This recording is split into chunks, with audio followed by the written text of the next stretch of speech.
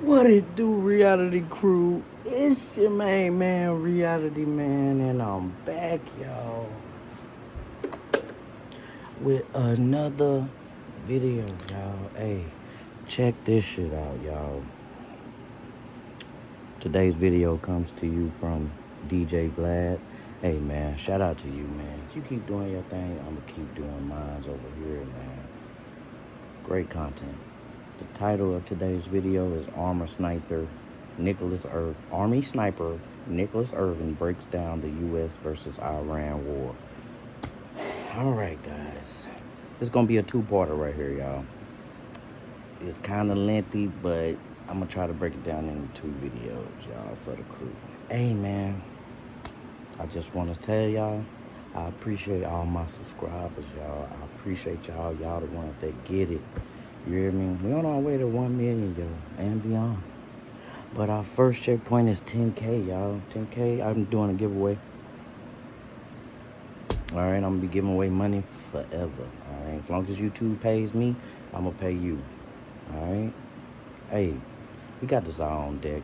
But, hey, man, this probably going to be the last time, for a long time, that you're going to see me with the Za on deck. We going on the Za cleanse, y'all. You know what I'm saying? Hey, man, it's about that time. I've been smoking for a long time. You know what I'm saying? Me and Za got a really good relationship. You know what I'm saying? Clarence's parents have a real good marriage. You feel me? But it's time to cleanse out, man. It's time to cleanse my whole system. Hey, man, let me down below. Let me know down below. Let me know down below if you started the cleanse today as well with your boy. Well, it's not going to be today because I'm going to be smoking, all right?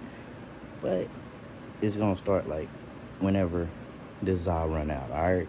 So I'm going to give you a heads up on all that and everything. But, you know, just it, y'all. I'm going to tell you why. You know what I'm saying? I don't want to do it. I'm not just hopping on the train, y'all.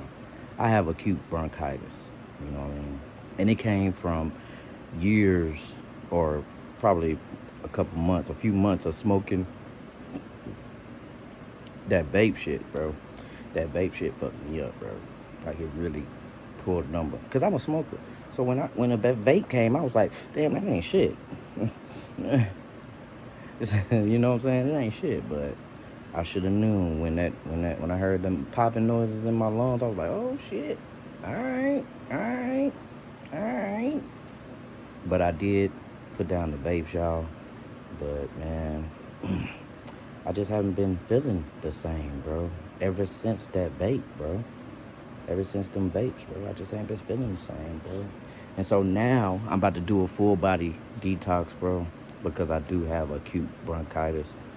You know what I'm saying? I'm about to do a full body detox, y'all. Like, see what that does. And then I'm going to ease on back onto the land. You know what I'm saying? Because I love the land. I do. I love it. But I ain't going to hold you up too long, man. Let's get straight into this video, man. Make sure y'all subscribe down below. It's free, y'all. Make sure y'all subscribe down below, y'all. Alright. Hey, we got the Za on deck, and we got a little Paul Masson on my shit. Alright, on my screens, alright? On my screens, alright? Let me show you. Here it is right here. We got the red berry, y'all. We're gonna be drinking on this shit. I told you this was a long one, y'all. We about to get it. You know, I do it for the game, bro. Oh, God. Bro, we celebrating this detox, bro. You know what I'm saying? We celebrating it, y'all. Because it's not a bad thing, y'all. It's not a bad thing.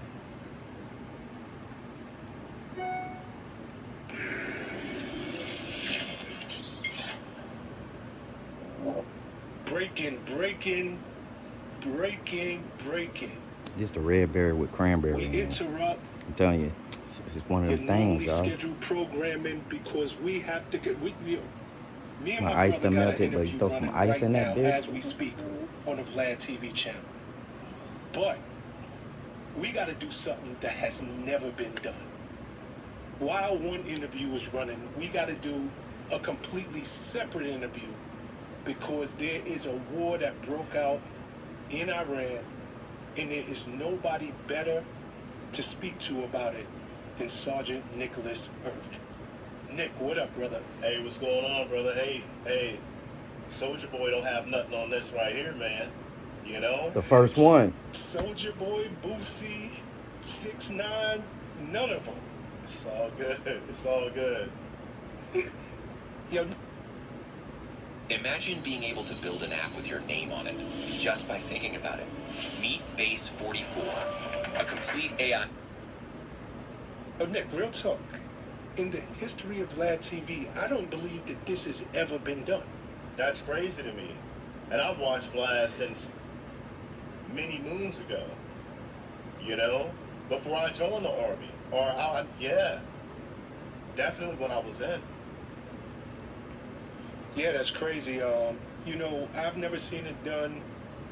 Currently, you and I have an interview running, and we just had to bring you back on the platform because you offer a unique perspective that I don't think any guest on the platform can speak to in real world scenarios. I mean, your perspective comes from a place of experience. It comes from a place of been there, done it. I can't wait to have this conversation. So, Yeah. let's just talk about Operation Epic Fury. It's a hell of a name. It is. That's our name. I know Israel has Roaring Lion. That's their name. Correct. Which is still pretty, you know, significant, but different. Yeah. Yeah. You know, last time you and I spoke, I asked you specifically, did you think that this was going to happen? Hey, y'all. I usually do drink my liquor straight, y'all. But that cranberry juice in this is just like unmatched. You know what I'm talking about?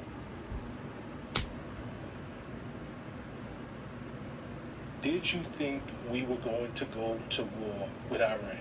Mm-hmm. You didn't think so. You said you give it 3 to 6 months, if I can remember correctly. If, you know, by the time... Hey, yo, I'm not gonna hold you up either. The best cure for a hangover, bro, is a blunt. I ain't gonna hold you up. Thing airs, there is a strike. Woo! But it definitely seems like we're gearing up. I was going to give it if we're going to do anything. I guess that feeds into drink another shot or something, right?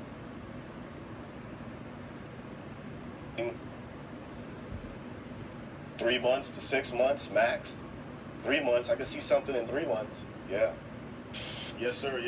I believe 3 to 6 months, but then, you know, after you had informed me on the, since 2003, we haven't had that build up in the Middle East since 2003.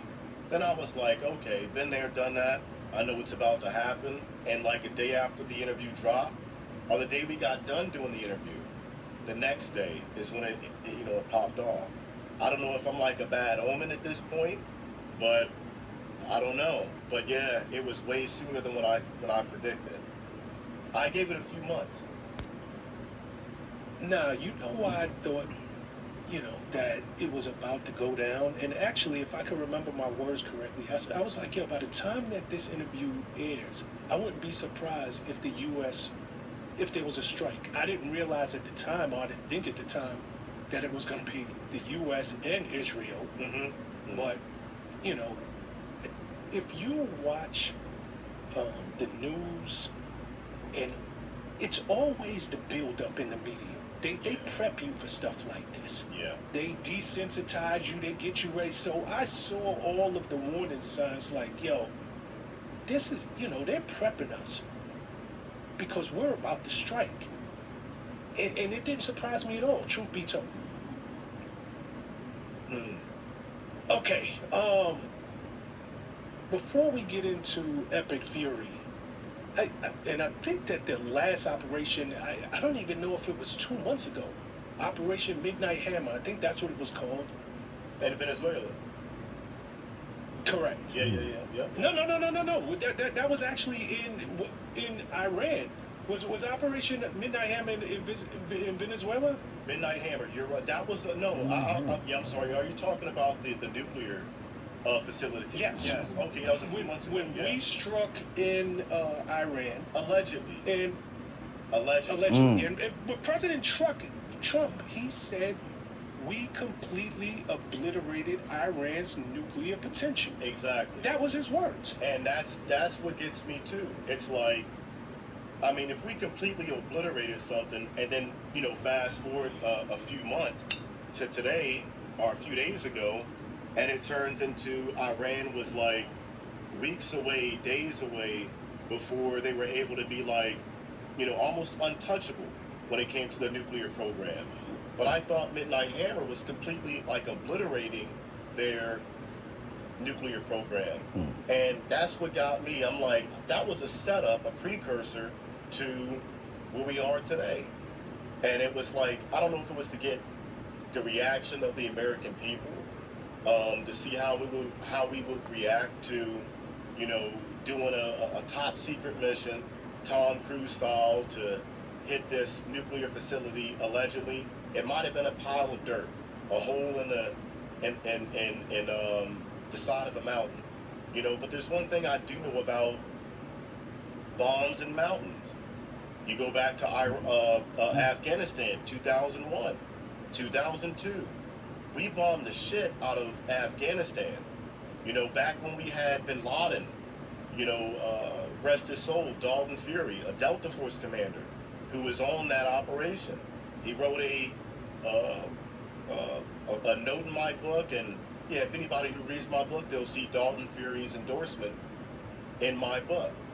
And really great guy, rest his soul.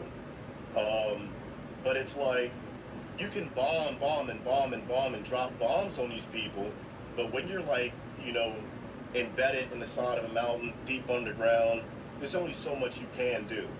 And allegedly, Bin Laden got away. I don't know if that was the U.S. let him got away type deal to prolong the war. I'll say that's my belief. I do believe that. Okay, I do remember what he talking about, because they was hunting Bin Laden, like they really was. That's what I heard. That the troops out the SEALs were hunting them, and they had made several attempts to capture them. Several casualties also. Prayers out to those that lost their life. Two Delta Force operators who were on that operation, and they suspect the same thing I suspect. That we kind of let him, get away. Some helicopters came in, picked somebody up. I don't know. I wasn't there. But I do know.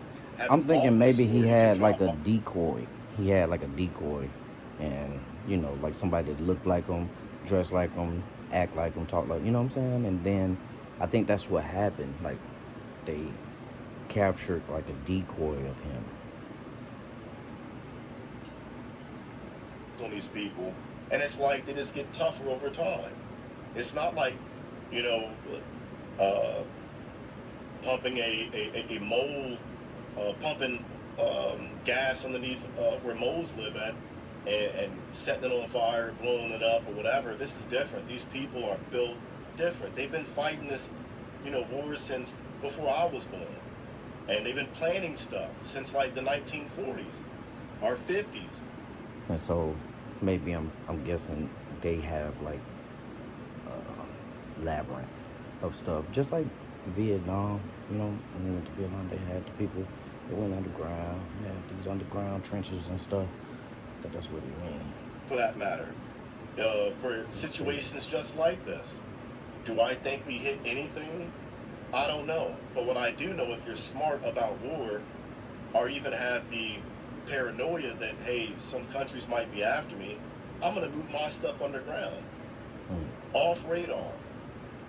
And I think that's what Iran may have did. But do I think that the Operation Big Dick Hammer, whatever you want to call it, do I think that obliterated their nuclear program? I didn't think so from the get-go, but that's what our government told us. And the first thing that, that dies in war, like I told you, is the truth. That's the first thing that goes in war. I don't believe anything. I've been in combat, 6 deployments, contracted, and when the numbers come out, it's if I were an American, I'd be questionable about the numbers that do come out. I've been on multiple operations where the news. I was sitting in a chow hall one day. This happened on a couple of times. We would get done a mission. I'd come back.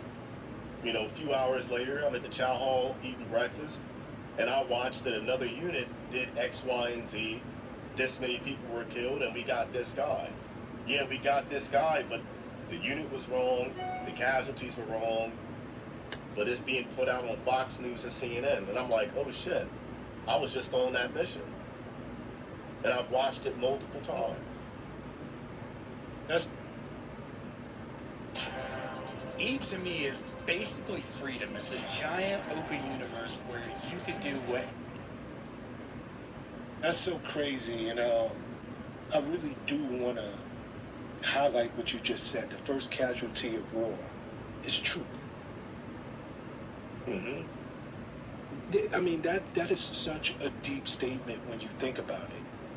And you haven't been over there, witnessed it firsthand, participated in it, and you look up from the chow hall and you see almost immediately that the truth is distorted. Yeah. The facts are completely different from what you know to have happened. Yeah.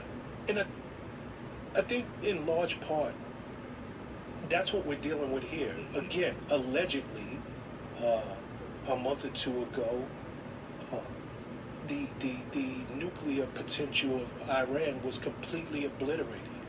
But here we are, fast forward 6-8 weeks later, we're at war with them, and it is specifically because they have the makings of weapons of mass destruction. Yeah. What's right? Hey. Like what are we supposed to believe? I'll tell you what you believe. Looking back at 2003, before that, like 2002, 2001, 2002, going to war with Iraq, they told us the same talking points. Anybody who remembers that, I used to study war. In middle school, I studied war. I used to steal books from the library, like break in, steal books from the library, just to read books about war. I got in trouble for it. And I've been studying this stuff all the way to my adult life, to today. I still study war. But the same talking points that are being spewed out by our polytricksters in office, it's the same talking points that got me to believe that I was really going to go help out in Iraq. And I don't believe that now. I've gotten older. I've been there, done that. Granted, at the time I did have a lot of fun. Depends on what you classify as fun. I don't look at the killing anymore as fun. To a degree, there were certain cases where, it was all right. What got us into... Yo, I'm just laughing because you know that shit was fun sometimes. War was one big lie. And I don't think the American people has had enough time to and I only say that because he studied it from like middle school. You know what I'm saying? So he was like, go in, help the country out. That's that. And put the feet to the fire of our polytricksters in office. And say, hey, you sold us on a lie and got thousands of people killed, over 1 million Iraqis, civilians killed, and we haven't addressed that yet. And those same talking points that allowed us to do that is happening right now. No, you're absolutely right. And the truth of the matter is, we sit home, and all we have to go on is the news cycle, your social media feed, and you don't know what to believe. Mm-hmm. You really don't. If you are pro-war, then of course you're going to latch on to the idea that America is defending not just itself, but the world at large from one of the greatest nuclear threats of our era. You know who And else if has you nukes? are- One of them. North Korea. Absolutely. There's a few other countries that have nukes, but we don't touch them. We just seem to be going after the same brown people. The same brown people who live in the desert. We keep going after them. There's a few other countries that have nukes, or the potential to have nukes. But we don't go after them. We go after these people who live in the desert somewhere in the Middle East under this guise that, oh, they're about to have nukes, like we talked about last time. Bibi Netanyahu has been talking about this for like 40 plus years, or whatever. Since the 90s, he's been talking about it. They've been weeks away, days away. We obliterated it. It's completely set back to the Stone Age. And then a couple of weeks later, it's like, oh, they were about to get it again, and they were weeks away from it. It's the same talking point. And I'm like, we just keep going after the same people. And is it really for our best interest? Is it for our freedom, or is it for somebody else's? You know, and that's the $1 million question. We don't know what's behind this. Oh, I do. We don't know. Well, it's like this. It's saying he's basically saying, like, you know, they have a country they're gonna go with what they go with anyways. You know what I mean? So are we gonna do something about the threats that's being made? And you know, it's a big decision.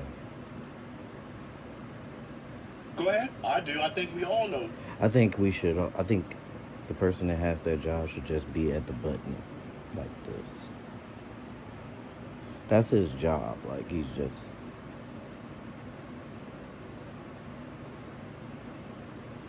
John, huh? It's time for lunch, man. Behind it. And it starts with the letter I, ends with the letter L. You're right. Is ISIS, Ra, and L. Israel.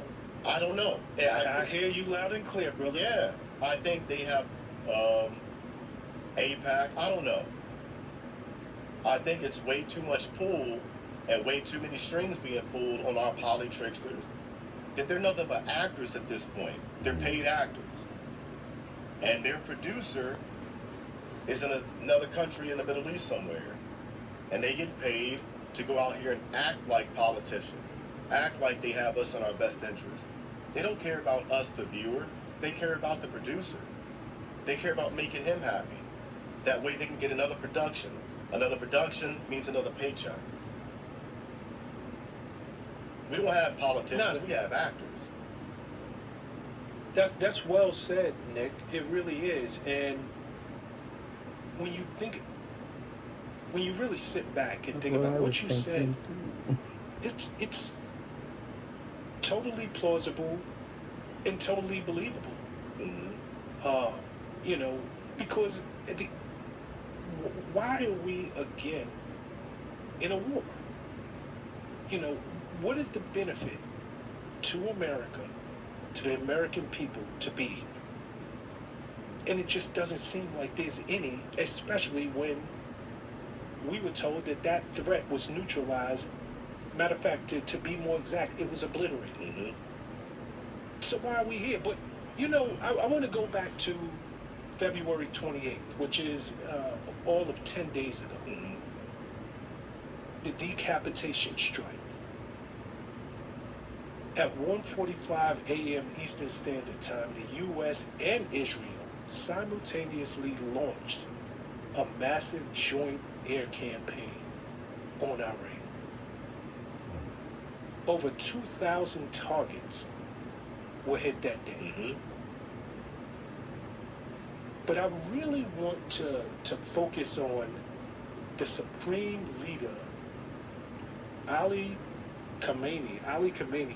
I gotta get good details in the joint effort. Like, who else is the ally? I should know that. Maybe Israel is what If I'm saying it correctly. Yeah. Ali Khamenei, the supreme leader of Iran, was killed. Yeah. And the reason I want to talk about him specifically, and I really want you to sit with this. In that region, the supreme leader, it's above a president. Mm-hmm. It's above a prime minister. It's above a king. Mm-hmm. It's their president, their king, their prime minister. It is literally the second in command to God. Yeah. He sits right under God. It's like the Pope For them. almost. It's like the Pope. Yeah. That's a good First, I want to get your thoughts on us taking him out. But I want you to think about it. The man was 86 years old. Exactly. How much more time did he have? Yeah. Let's shout out America's system right there. You know what I mean? That's a good idea. You know what I mean? Governmental system. I look at it like, Checks and balances. I break it down in like a few ways. I guess you could say, one, what threat was he directly to the U.S. people? You know? Two, I think about, is the U.S., are we still involved in active assassinations? The last time I checked, I don't think we're, like heavy in that game of assassinating foreign leaders. I don't know, But then Nicholas. they call it not a regime change, but you want to kill the regime leader and then have say-so in who the new supreme leader is going to be. Sounds a lot like regime change to me, just like they are not calling it a war, except for, on Wednesdays and Thursdays when it is a war. Other than that, then it's just like a targeted campaign. It's the equivalent of calling 9/11. It was just targeted attacks. It wasn't like, not an act of war. Or Pearl Harbor, it was just targeted attacks. Those were all acts of war. But when we do it, it's just like strategic attacks, targeted attacks. It's not war. 3, like you said, yes, he was 86 years old. How much more time did he have? What I want to know is, outside of war, are there any missions being completed? Like you said, any America's sending assassinations, Is that going on? Obviously, if you have a SEAL team, then what y'all think, bro? We don't know I what mean, we saw.